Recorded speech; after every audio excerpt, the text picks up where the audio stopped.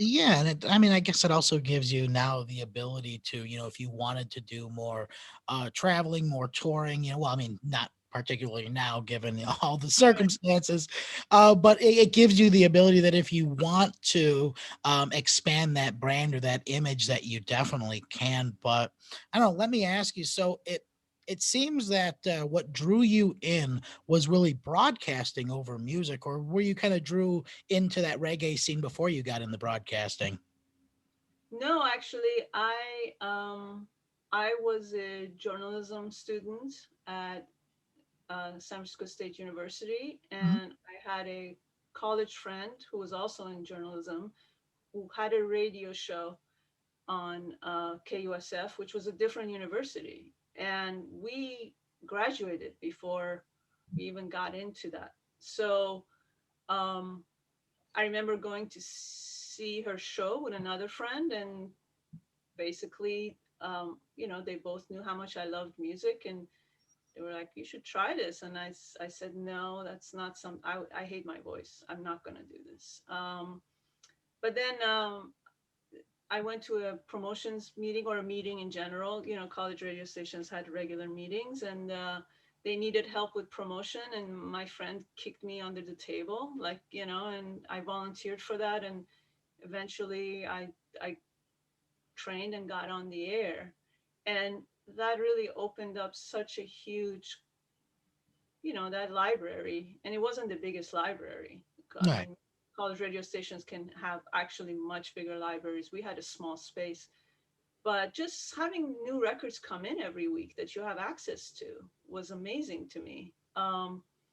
And I was really into experimental music, post punk, and that kind of thing. That's what really drew me in initially. But dub was also a form of experimental music in a Mhm. different way. And so my attraction really started from dub, and then, if you want to call it that, back, or I don't even think of it as being back, but into reggae. Like a lot of people start, they get maybe their Bob Marley or Mighty Diamonds or whatever records, and they Mhm. really get into that, and then they discover all these other side things. And for me, I kind of entered the whole thing in a backdoor kind of way, where I was interested in dub and the experimental side of music, and then I got into the vocalists. Like, I got interested in Lee Perry, and then Lee Perry was, you know, the Wailers producer. And then, so, Mhm. I mean, it's kind of sounds incredible, but that stuff came later for me. Like Bob Marley and all that came later for me, not at the beginning.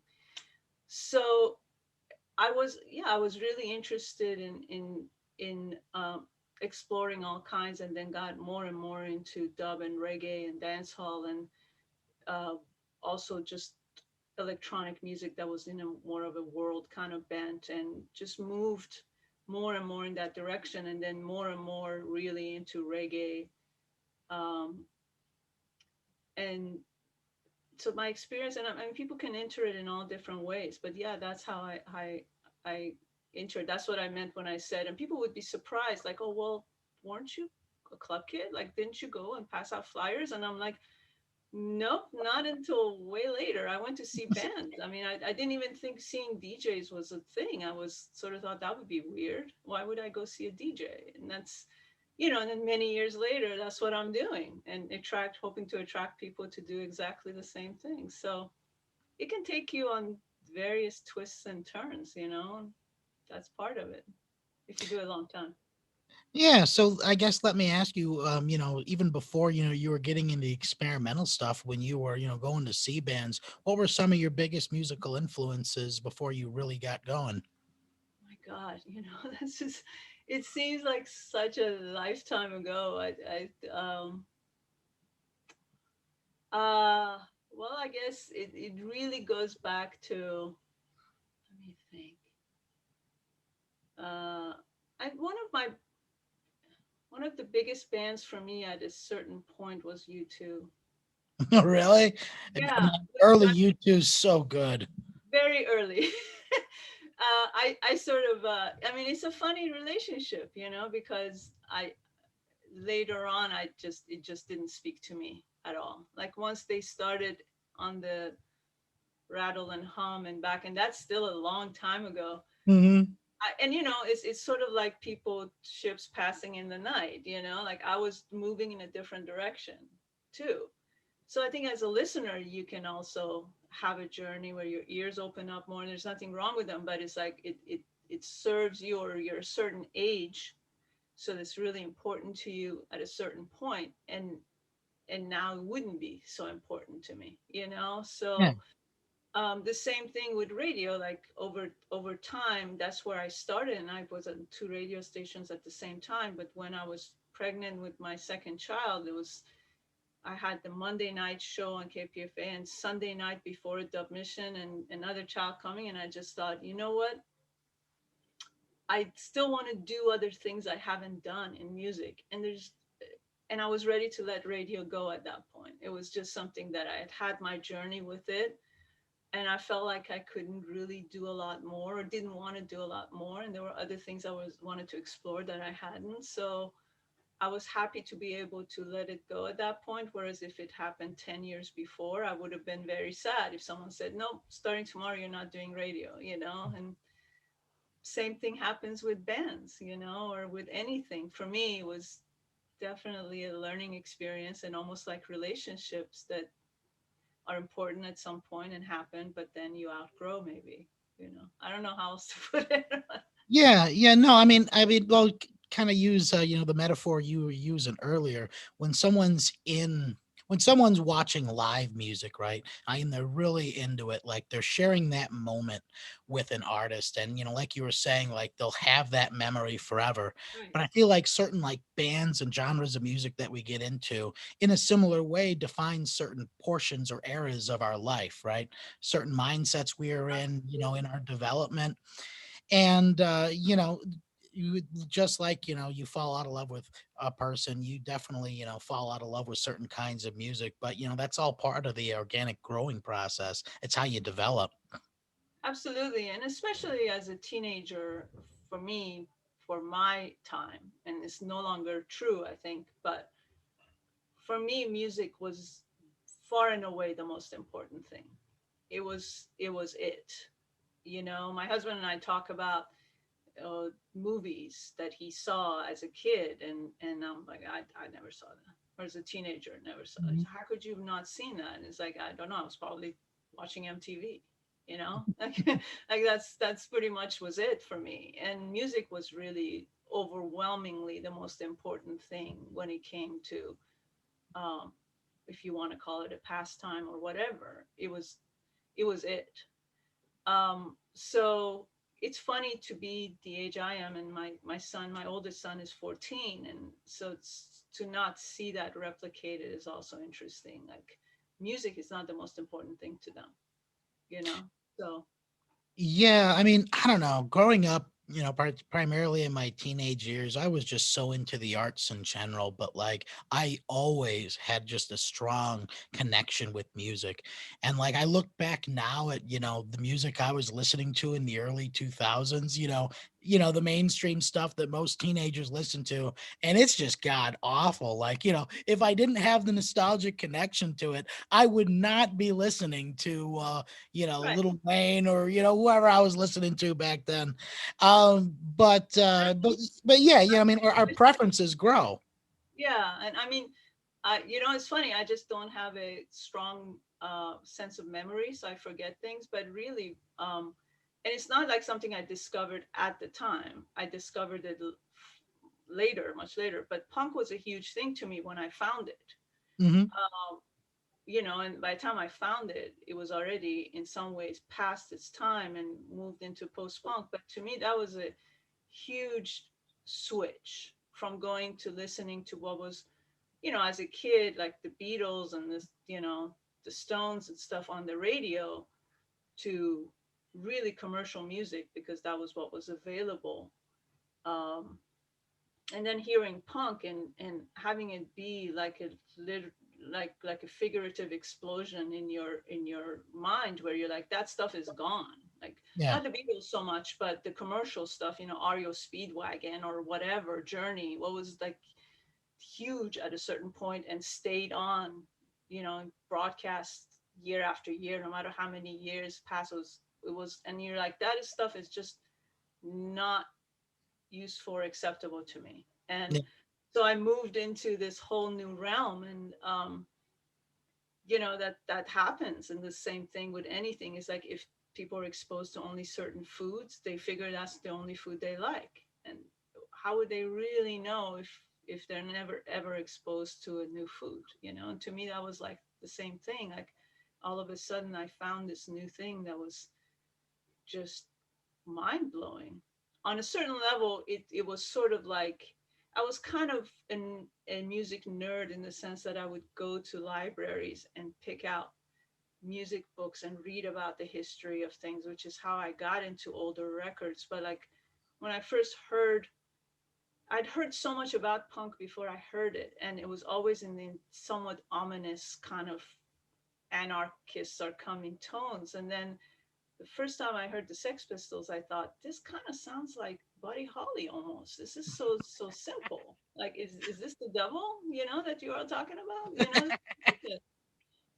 But the idea that they could be a band without really knowing how to play technically or play well was in itself revolutionary, because that meant that you could do art without having to be in a very elite place, either by through accident of birth, like your parents are musicians, or or you're just enormously gifted with a voice, or you were in a position to take guitar lessons from the time you were 12, or you had enough money to be able to go in a studio, and all of that stuff started to fall away. And I think we're still going through that journey of people being able to do art without having certain things that they had to have access to in the past. And to me, that is a good thing. The digital revolution has brought so much music that's hard to, like,